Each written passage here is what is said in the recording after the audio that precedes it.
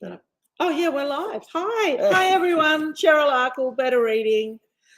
Tim Ayliffe. Are you going to say hi? Hi, everyone. Yeah, I'm going to say hi. I was just waiting for my cue. You know that Yeah. cue. Oh, Yeah. right. Okay. No, great to be here. Hi, everyone.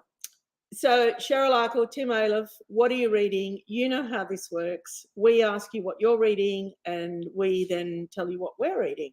So, welcome, everyone. This is my second week back, Tim. So, I'm a little... Welcome back. Yeah, I'm happy to be back. And, you know, last week was hard, but this week is getting easier. How are you? I'm pretty good. You're good? Yeah. I'm just talking about you coming back. Yeah. I listened to the interview with James Comey. Did you love it? And I enjoyed his book as well. That was great. Anyway. I had to pinch myself. Here I am sitting there speaking to the ex-FBI director, which was kind of really weird. But he was lovely and great to chat with, very relaxed, and gave me a lot of time. But very honest as well. He really opened up and gave a lot of insights, didn't he? Didn't he? Yeah. And he kind of said everything. I can't remember what the book is called. If somebody can find that for us, that'd be great. Central Park West. Central Park West. Did you love the character? My favourite... Oh, there it is up on the screen. Yeah. My favourite character in that book. Have you read it? Yeah, I have. Yeah. That's right. We talked about it via email. My favourite character was the art thief. Oh yeah, wasn't he great? Wasn't he great? And then in your conversation, we learned that all that was based on truth. That's right. Yeah. That he knew a guy that stole art and only stole what he liked, or good art. So there you go. I think if I was going to cross over and go into a criminal life, it would be stealing art. I think I'd love a Van Gogh in my house. You know, I'd love that. But I'd be so afraid because you'd hang it and people would go, "Hey, how did you get a Van Gogh?" Exactly. It's not real. It's a replica. Yeah, that's right. Although one time, many, many years ago, because I do buy some Australian art that's, 100th of the price of a Van Gogh. And somebody did walk in. I had people around for dinner and somebody walked in and said, "Oh my God, is that a Degas?" And I thought, no, I wouldn't be living in this house if I had a Degas. So anyway, it was an Australian. You realise if it's 100th of the price, you've been spending about $500,000 on art. Oh no, 100th again. Anyway, welcome everybody. Please tell us what you're reading. Carolyn says hello. Cheryl and Tim have been reading The Last Thing He Told Me by Laura Dave. Jane says, "Oh, congratulations, Tim. That's our Jane on Publication Day, which is yay. Yeah. There we go. Live in the wild from Killer, yesterday. Traitor, Spy. Talk to me about it. Fourth in the John Bailey thriller series. Of course, they can all be read as standalones, but this one is about... This begins with the poisoning of a woman in a Sydney hotel. She is a sex worker. She was there with a wealthy Russian businessman who's disappeared. She knows John Bailey. John Bailey's got interesting friends, and Bailey gets a knock on the door from the police asking about this woman because Bailey had dropped her off at the hotel that day. So Bailey wants to know what happened to her too. So he starts trying to find this Russian businessman. He gets the identity of him. And while he's looking, an old friend of his, a CIA officer called Ronnie Johnson, is also looking for this mysterious Russian businessman because he has some secrets, and secrets that run all the way to the corridors of power in Canberra and involve Russian spies, microwave attacks, mysterious poisonings, and the Rusky Mir.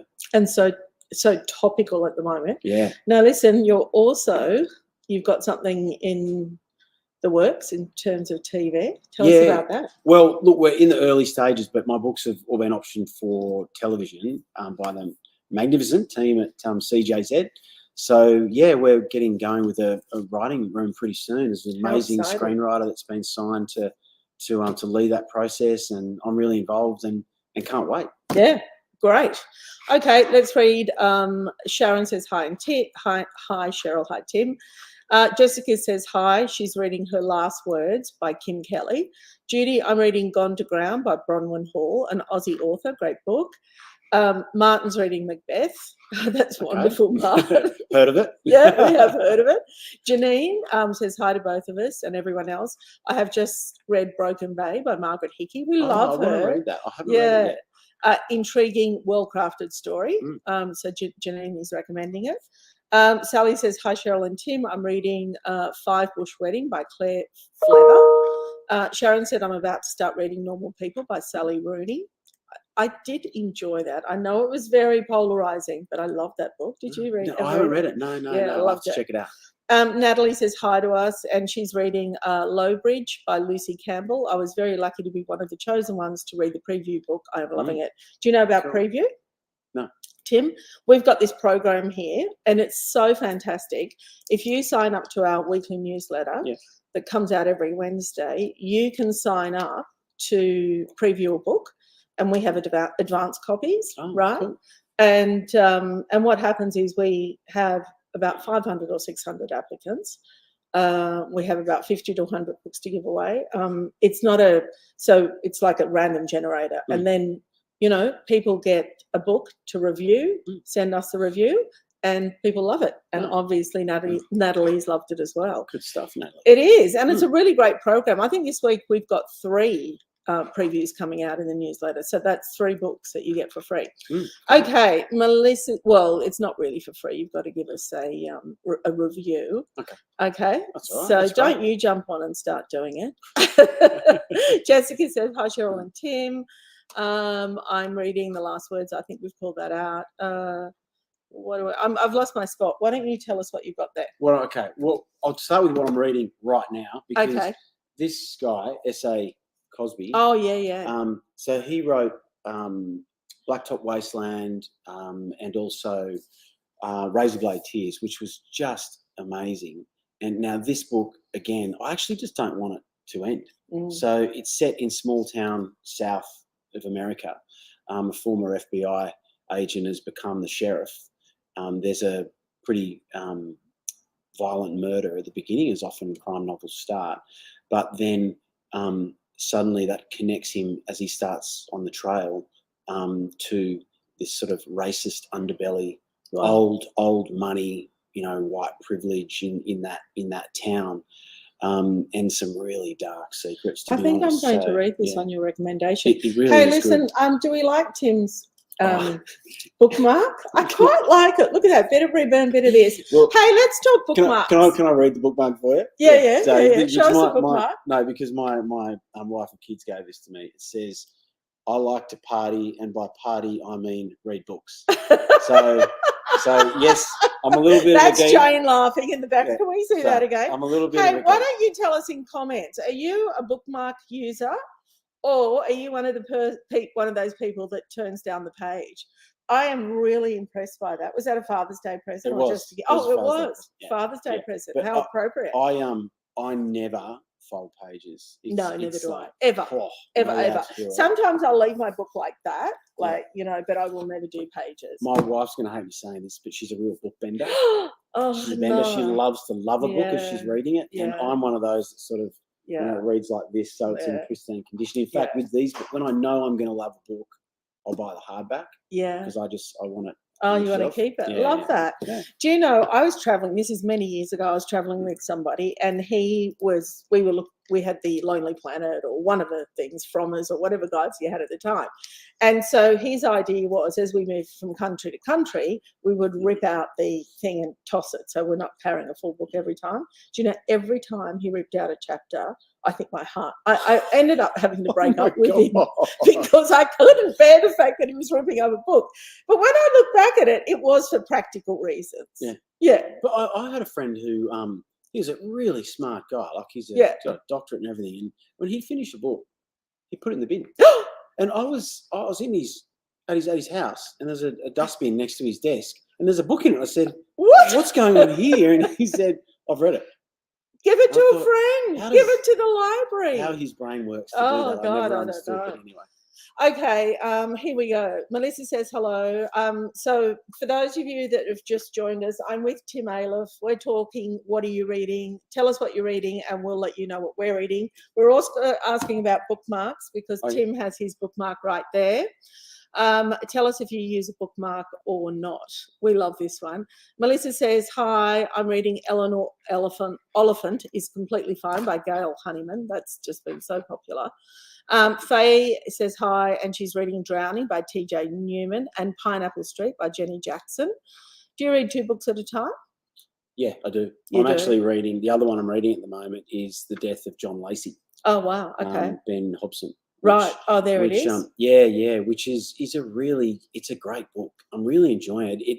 I mean, it's set over 100 years ago, 150 years ago, maybe even longer. But it's giving you that real sense of colonialism and relationship between the colonialists and Indigenous Australians back then. It's quite confronting in parts, but the writing is really, really good. Oh, fantastic. And I'm enjoying the story as it unfolds. So yes, don't often read 2 at once, but I'm reading 2 at once because they're very different books. Right, okay.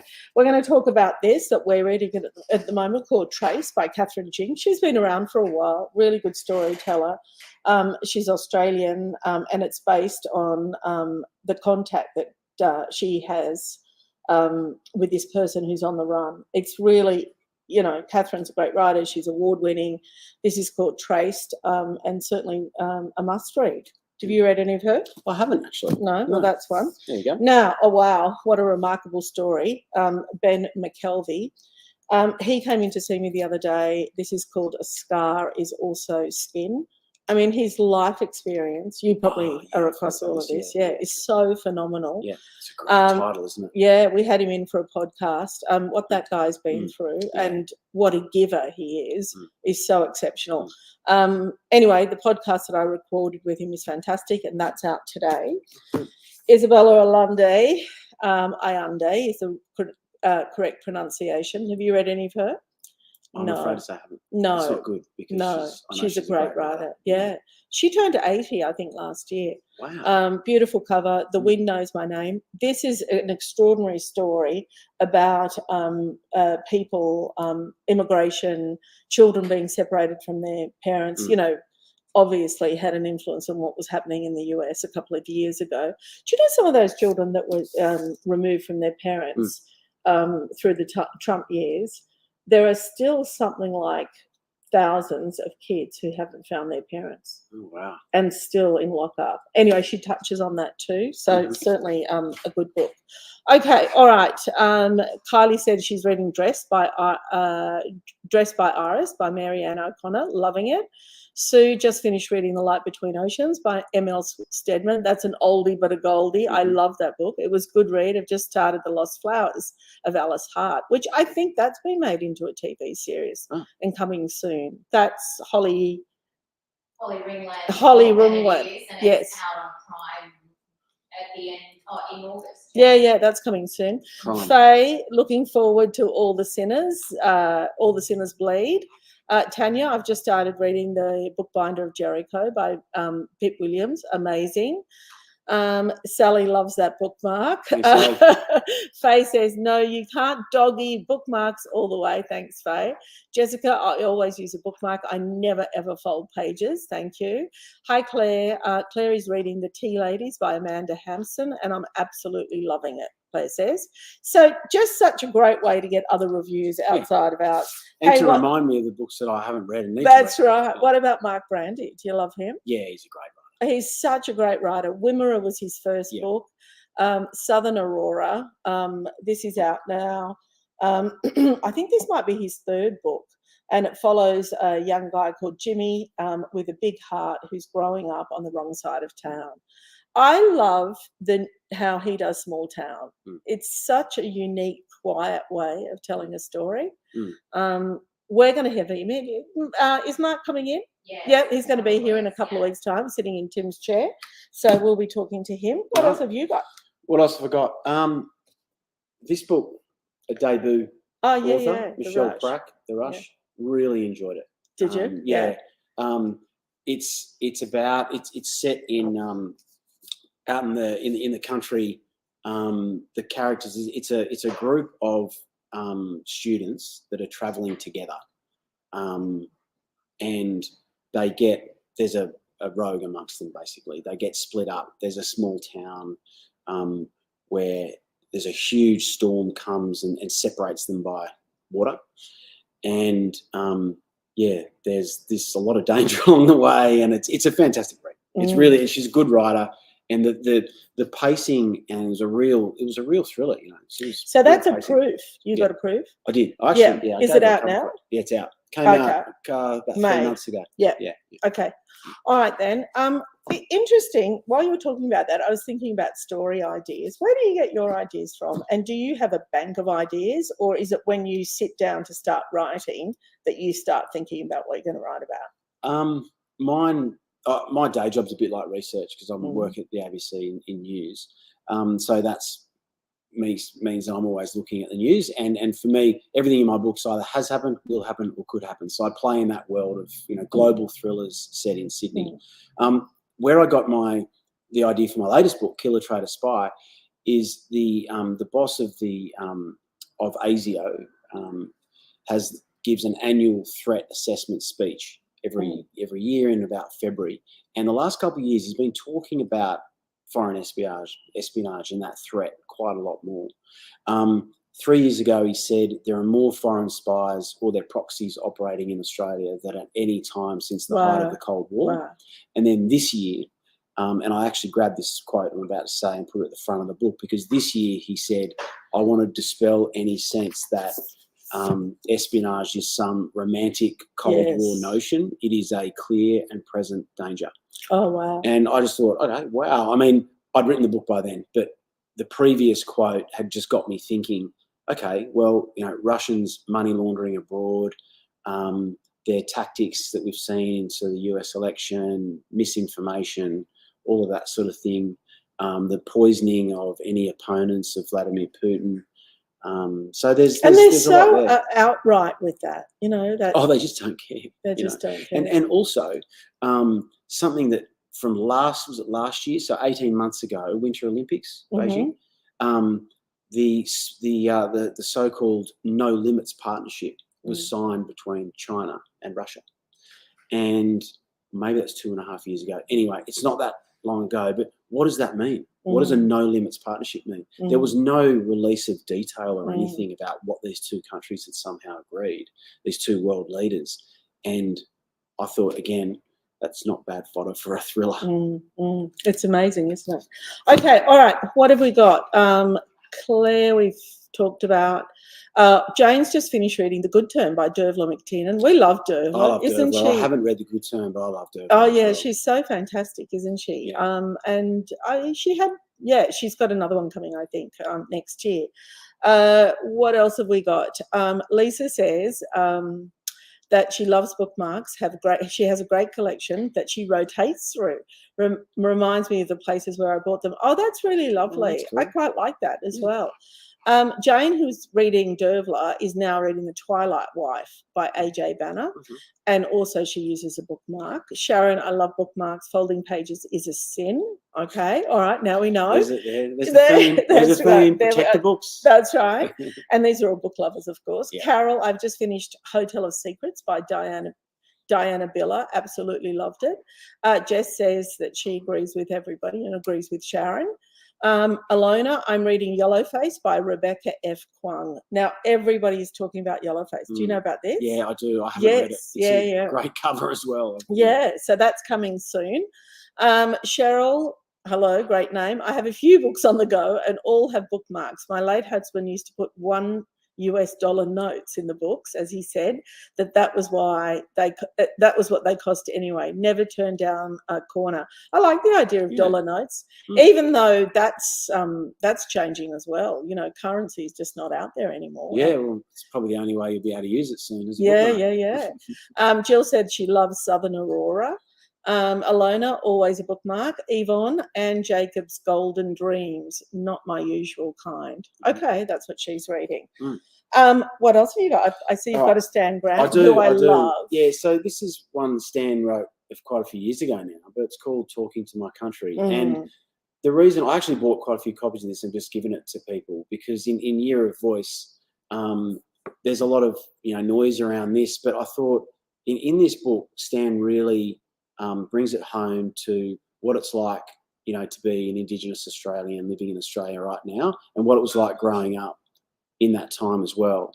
And so with this book, he really does give you that perspective.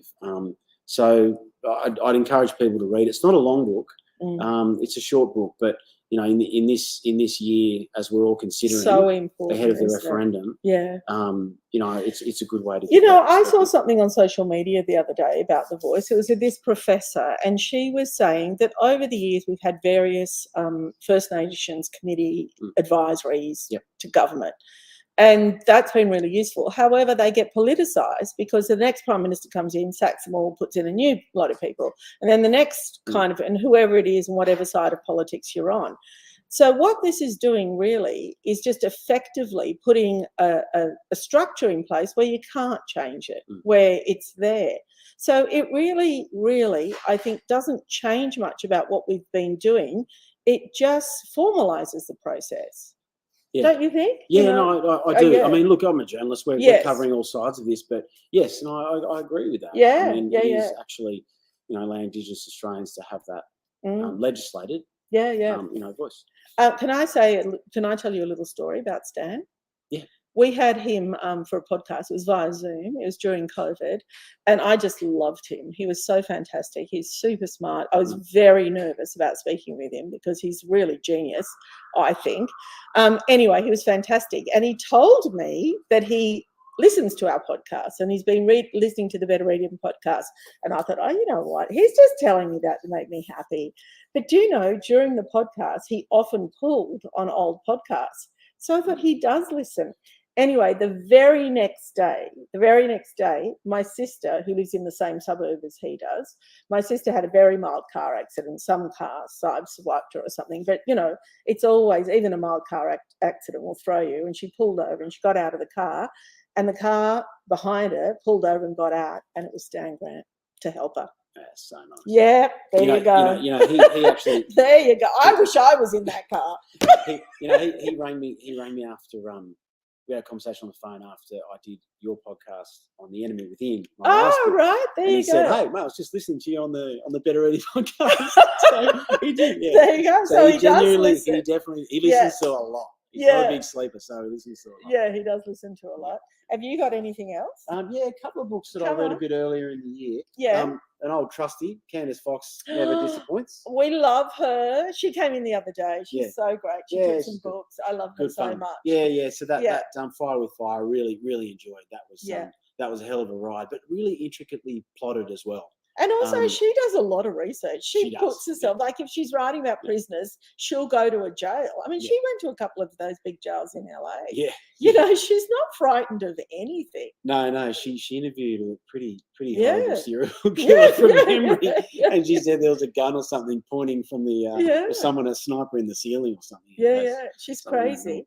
Do you follow her on Instagram? I do, yeah. She's always saving animals as well. Oh, yeah. I love that. I don't know how she finds time to write, quite frankly. She's saving that many animals. But, and she's always listening to audiobooks as well. Yeah, love her. Okay. And another one from earlier this year that I read, The Double Bind by Lorraine Peck. Yeah. So this is, it's a real Aussie crime family kind of saga. Yeah. The first one was set in Western Sydney, which was good fun, and then the second one, which is a follow up. They can be read as standalones, but as a follow up is set in the North Coast, sort of around Byron area, but she doesn't call it Byron. It involves Mexican drug cartels and things. Oh, right. Okay. Anne Miller says The Rush was a great recent read. Great time for crime. Broken Bay was terrific. Now The Drowning Girls is another great read. Next, Karen Slaughter's latest book is out today. Anne is across it, isn't she? Mm-hmm. We can see that. Yeah. Now, listen, you're on the road. Tell us what you're doing in the next couple of weeks and how can people find out where to see you? Okay, so I've got a website, which is surprisingly timayliffe.com. All of my events are all listed on there, but I'm in Adelaide at Burnside Library this Saturday. Oh, fantastic. In the afternoon, and there's still tickets available for that one. I'm at Berkeley Paddington Thursday in a week, which will be a lot of fun, and there's still tickets available for that one too. I'm going to be in Hobart. I'm going to Melbourne, Geelong, going to Brisbane, Gold Coast. I think that covers almost all our readers. So Perth as well. Okay. Well, if you want to find out how to see Tim and come to one of his talks, just jump on to timayliffe.com. Okay. Oh, it's in the chat. There we go. We've just put it up right now. That's Dex. Isn't he fantastic? Thank you, Dex. All right, now a couple of things to there's one more book I wanted to talk about. It's called Barren Grounds, and we're going to put up the cover because I don't. Oh, there it is. Isn't that a great cover? That's a great cover. Isn't that great cover? A suspenseful crime thriller from award-winning author B. Michael Rodburn. It's about a killer on the Sydney streets in the 60s and cool. one determined cop. Okay, do you know that? No, I'm going to check that out. Okay, well, we haven't got mainly our just copy. for the cover. That's Isn't fantastic. It's fantastic. All right, just a couple of Can things. I say one thing? Yeah, Do you know what sure. I love about books that are set 20, 30, 40 years ago? Is there's no social media. There's no mobile phones. No. There's just, Chandler, a guy with a gun and a phone box, And you wondered how people communicate. Like, I had lunch with a friend of mine, and I'm not going to say who, and that her phone went off maybe 20 times, and she took every call. And I'm like, what is the point of that? And what did we used to do before? Yeah.